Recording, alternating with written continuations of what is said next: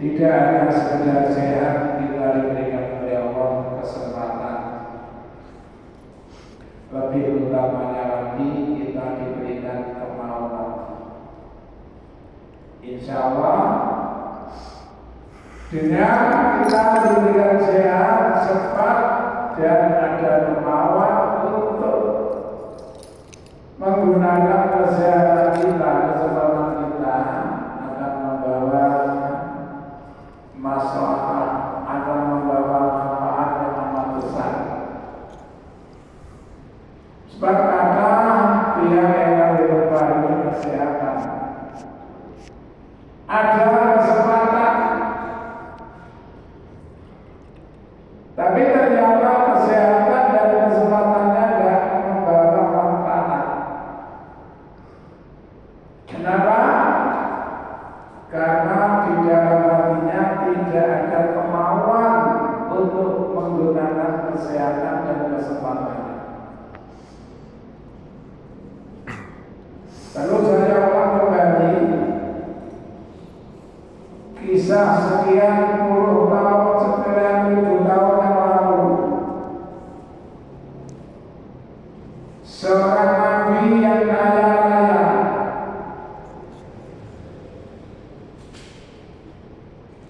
diberikan kekuasaan memerintahkan tidak ada sekedar manusia, jin pun bisa dikuasai, hewan-hewan bisa diperintah.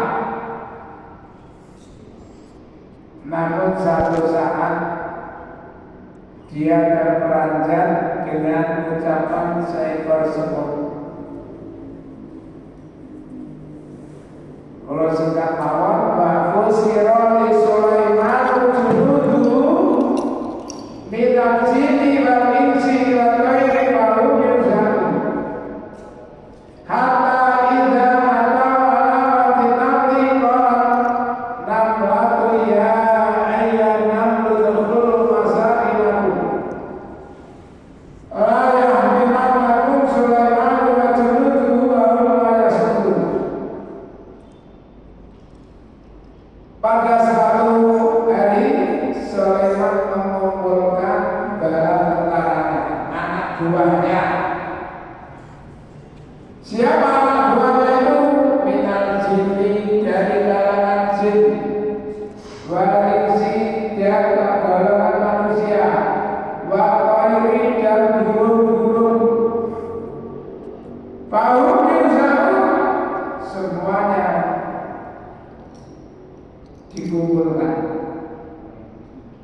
Sampailah Sulaiman ke daerah perkampungan sebut, perkampungan sebut, kampung roti, kampung sebut. Kampung semut. Tiba-tiba Sulaiman terdengar seekor semut teriak lantang, ya ayyuhan nasu udkhulu masakinakum. Wahai kawanan semut, wahai teman-teman semut, segeralah kalian masuk ke rumah kalian masing-masing agar kalian tidak terinjak oleh Sulaiman dan para tentaranya sementara mereka tidak menyadarinya. Lalu Sulaiman ngerti bahasa semut itu. Semut itu hebat, ada katanya salah pulang-pulang. Alhamdulillah semut. Berpapasan dengan temannya itu salah. Salah bahasa kita. Pada bersama berhilang min kauliya. Spontanitas Sulaiman tersenyum bahkan tertawa. Rabbi auzi'ni an ashkura nikmataka allati an'amta alayya.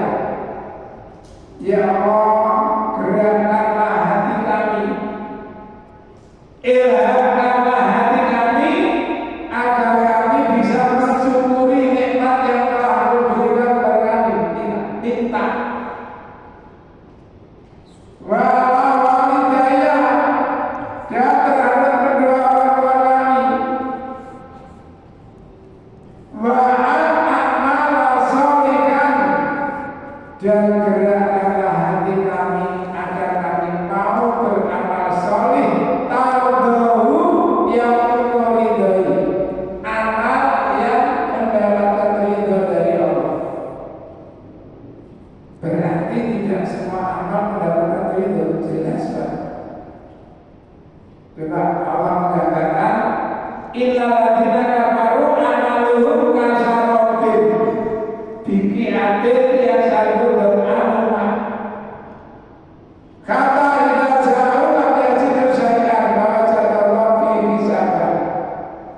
Apa dulumakin min akhri kuti yang selalu mawjud min bagi mawjud min bagi syarab. Dulumakin ba'duna wa ba'din idza akhraja yadahu lam yakad yarawha. Orang-orang kafir amal perbuatannya itu hanya bagaikan kata morgana. Orang yang sedang haus mengira di depannya terlihat air. Nah, kalau aku terlihat gede, Pak, panas, kita ngelawai, setelah sampai di tempat yang diperkirakan ada air, ternyata tidak ada setetes air. Itulah amal perbuatan orang kafir. Atau seperti gelapnya malam di tengah lautan luas. Gelapnya malam di tengah lautan luas. Nampak bahtera, mengapa bahtera dalam keadaan gelap. Terdapat ombak besar. Ombak berlata diikuti oleh ombak yang kedua. Kata Allah, dulu mati berdua ombak gelap di atas gelap. Saking gelapnya tidak ada jaya tahu, bahkan ketika mengeluarkan tangannya membiarkan nyawa dia tidak bisa melihatnya. Tangannya gini gak ada saking pelangi.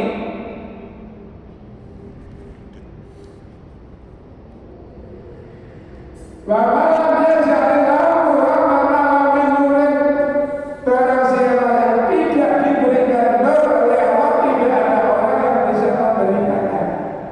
Makanya kita diberikan hidayah sama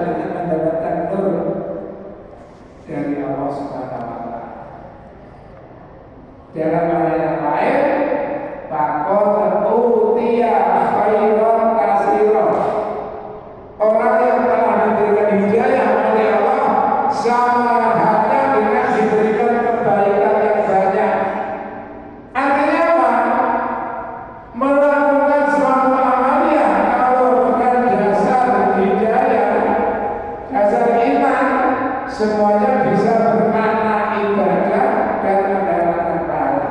Contoh yang seringkali kita dengar ketika Ramadan, man shoma ramadhana imanan wa ihtisaban, maka Allah memberikan jaminan ghufira lahu ma taqaddama min dhanbihi, akan diampuni dosa-dosanya yang lalu. Kita tidak tahu kan seberapa banyak dosa kita. Jangan berpikir kita sudah banyak dosa. Setiap saat bisa terjadi dosa. Setiap anak Adam pasti terjadi cita-cita. Fazinatul aini nador, zinanya mata memandang. Fazinatul lisan mantiku, zinanya mulut membicarakan. Fazinatul qalbi, zinanya hati tangan. Angan-angan. Orang kalau sudah mencintai lain jenis, seorang laki-laki atau perempuan kalau kita cantik, dia pasti akan sering menyebut namanya. Bahkan jadi LP kan. Harimu berlalu tanpa bayanganmu, paksa mimpi pun berlalu tanpa dirimu. Jadi ini bukan dia zina. Wajib kemauan yusadiku awiyatiku, ikut membenarkan pemeliharannya, mulutnya, hatinya, atau mendustakan. Kalau kemauan yang mendustakan, dia akan selamat dari zina yang besar. Tapi kalau mengikuti pemeliharaan, Masya Allah, luar biasa. Itu aturan. Dengan kita memahami agama, insya Allah kita akan mengetahui berbagai macam aturan hidup. Pada masa itu, ya itu sekilas sepertilah dan bisa dipahami. Selanjutnya, Bismillahirrahmanirrahim. Qatilu meramono sira kabeh. Al-dina ing akeh layu minuna kang ora gelem iman sapa akeh. Billahi lawan Gusti Allah. Wala bil yaumil akhir lan ora iman lawan dina akhir. Perangilah orang-orang yang tidak mau iman kepada Allah dan tidak percaya adanya hari akhir. Makanya ditaruh di dalam ayat yang depan. Alif lam mim, dzalikal kitabul la raiba fihi hudan lil muttaqin. Alladzina yu'minuna bil ghaibi wa yuqimuna sholata wa mimma razaqnahum yunfiqun. Walladzina yu'minuna bima unzila ilaika wa ma unzila min qablika wa bil akhirati hum yuqinun. Jadi ciri-ciri orang muttaqin adalah orang yang percaya adanya hari akhir. Adanya hari akhir artinya apa? Adanya bahaya, adanya kenikmatan di sana. Betul nyebar ini tentang cerita dari Rasulullah SAW. Dulu ada satu keluarga. Sebagai kepala keluarga merasa punya tanggung jawab terhadap keluarganya, dia setiap hari keluar mencari uang. Berjalan bertahun-tahun. Ini sudah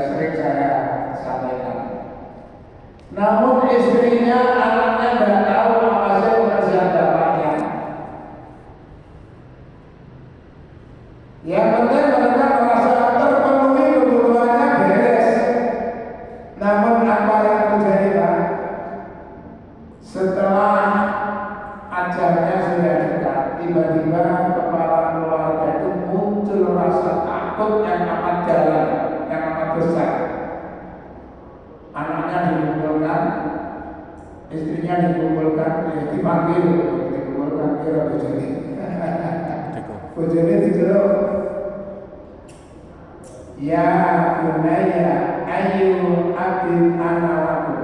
Nah, jawab dengan jujur. Bapak ini menurut kalian orang tua macam apa? Ya, anaknya merasa tidak terpenuhi kebutuhannya, jawabannya benar. Khairul abin. Bapak adalah orang tua yang hebat, bertanggung jawab. Terima kasih. Kamu juga istriku, bagaimana pandanganmu? Kamu adalah suami yang tanggung jawab. Ada apa ya?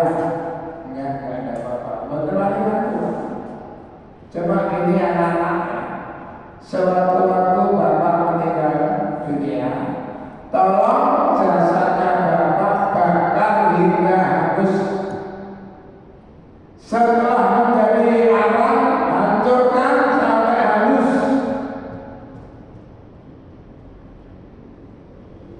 Bagi menjadi dua bagian. Separuh taburkan ke laut, separuh taburkan ke gunung. Itu pun tunggu waktu panas, angin kencang. Baik ya. Singkat cerita, setelah ayahnya meninggal, bakar. Ya bapak lembut, banyak selak kopi. Seleb kopi. Bisa pakai kopi. Oh, dijadikan dua toples. Anaknya bagi tugas. Sehingga sudah boleh setelah abu ayahnya ditaburkan, mereka pulang tanpa sepengetahuan mereka. Allah memerintahkan angin, wahai angin, kumpulkan abu-abu itu. Jadi sisi mana diurin oleh Gusti Allah. Lalu ditanya, ya Fulan, mana malam atas mahata? Nanti saya bilang, lagi jauh bagus. Allah sing gawe aku nikah berbagai. Jawab Gusti ya Allah, ini semua aku lakukan karena rasa takutku kepadamu. Kami sadar kau pasti mengadab kami, karena selama hidup kami belum pernah berbuat baik. Lalu kali bertanya, benarkah itu semua kamu lakukan karena rasa takutmu kepadamu? Benar sekali ya Allah. Baik, sekarang kamu aku maafkan, aku ampuni dosamu. Ini yang perlu diambil pelajaran, takutnya kepada Allah. Caranya tidak boleh semakin pasien berani. Nah, abang mati obong ya. Sudah dihukum. Jadi takutnya ini yang diambil pelajaran secara takut menurut aturan Islam, menjalankan perintah Allah, meninggalkan larangan Allah. Bagaimana kita bisa menjalankan perintah kalau kita tidak tahu melarang perintah? Bagaimana kita bisa meninggalkan larangan kalau kita tidak tahu mana yang larangan? Maka untuk bisa mengetahui ini perintah, ini larangan, haji lah.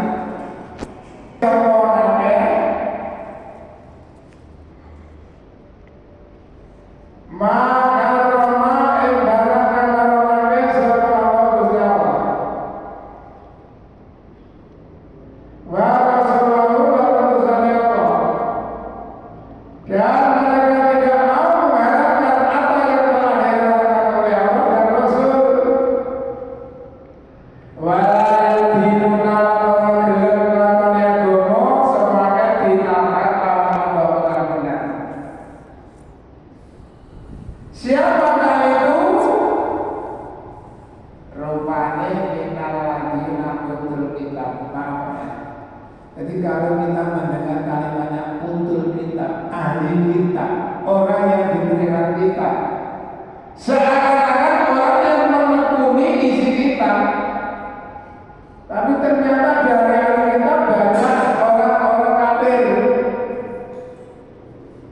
Surat apa mas?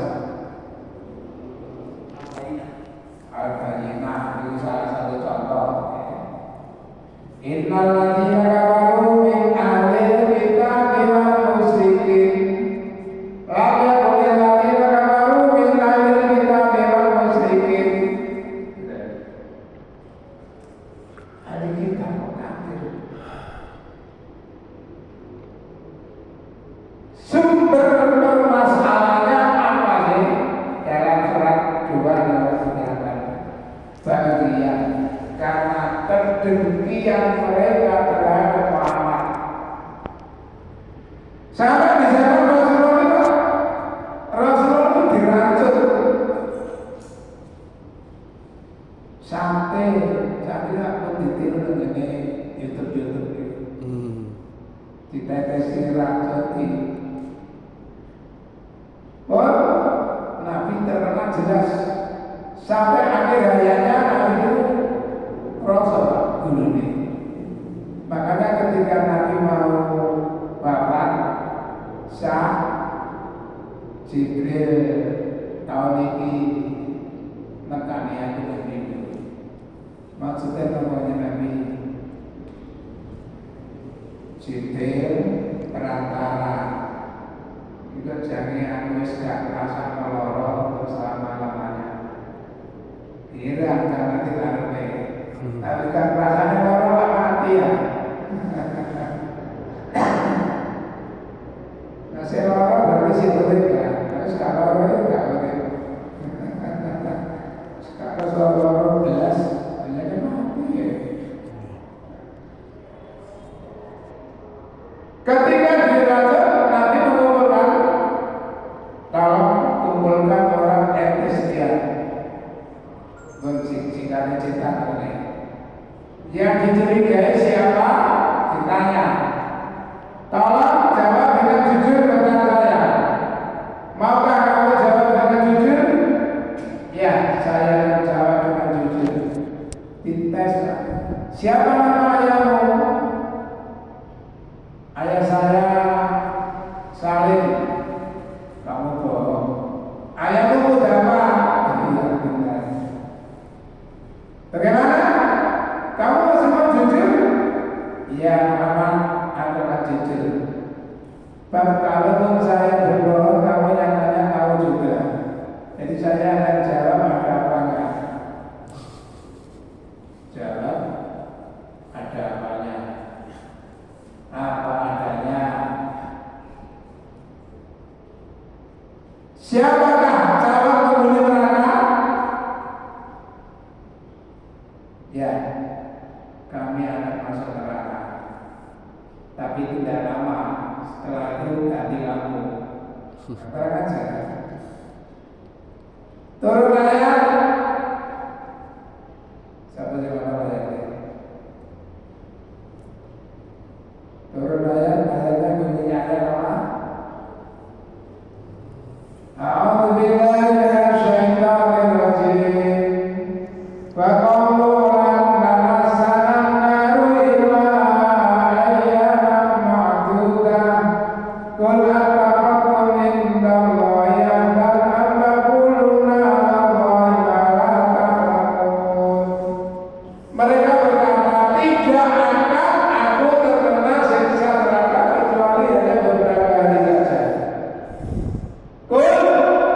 Katakan Muhammad, apakah kamu pernah berjanji kepada Allah bahwa kamu akan masuk neraka hanya beberapa hari? Apakah kamu hanya sekedar asmuni? Asmuni atau asma?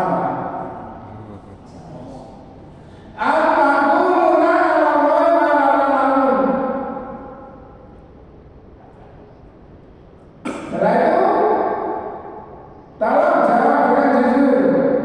Maukah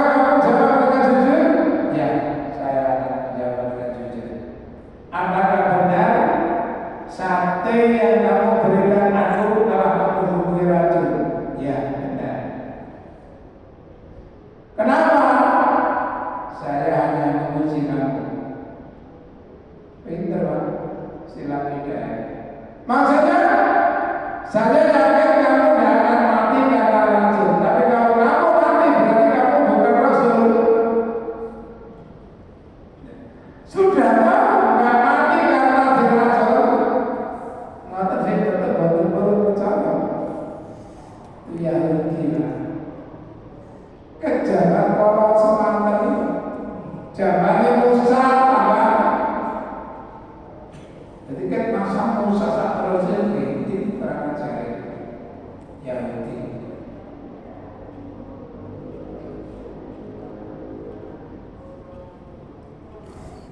Kata itu sehingga dalam muayno sampai aziz pajak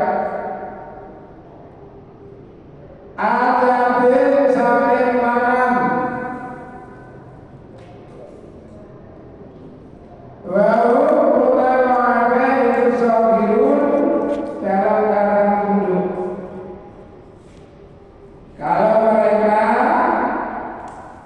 sudah tidak mau masuk Islam, kan perang pertama diminta perangilah orang-orang yang tidak mau iman kepada Allah dan hari akhir, serta tidak ikut mendukung tentang apa yang dilarang oleh Allah dan Rasul, serta mereka tidak mau melakukan ibadah, menjalankan agama dengan benar. Mereka itu adalah golongan dari orang-orang ahli kitab, sehingga mereka mau membayar pajak dengan dibayar oleh tangannya sendiri dan mereka benar-benar tunduk. Statusnya mereka itu adalah orang kafir dini. Orang kafir dini selanjutnya dilindungi oleh undang-undang. Coba ditengok satu, membayar pajak tiap tahun. Kedua, tidak ada niatan untuk memerangi orang Islam. Tiga, tidak ada niatan untuk membantu orang yang ingin memerangi orang Islam. Mereka dilindungi dengan undang-undang seperti halnya orang-orang iman yang lain. Bahkan misalnya dari kalangan mereka ada orang yang terbunuh dapat santunan yang sama.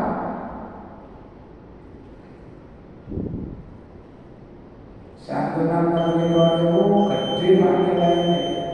Nyawa satu orang itu dinilai sama dengan 100 ekor unta.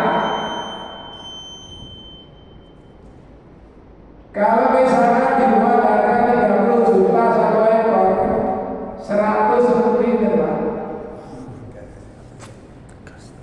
300 juta, 300 miliar. 3,5 M.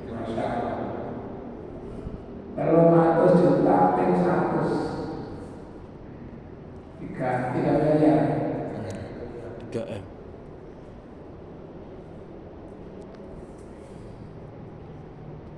Baik dari kalangan orang iman ataupun dari kalangan orang kafir ini, kalau memang terbunuh dengan cara yang benar, artinya bukan karena kesalahan. Kalau karena kesalahan ya itu namanya qisas.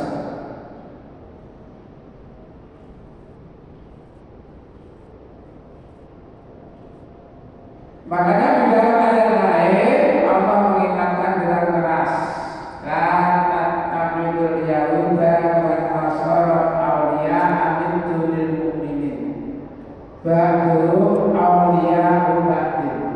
Jangan sekali-kali kamu menjadikan pemimpin dari kalangan Yahudi dan Nasrani, karena mereka itu sama.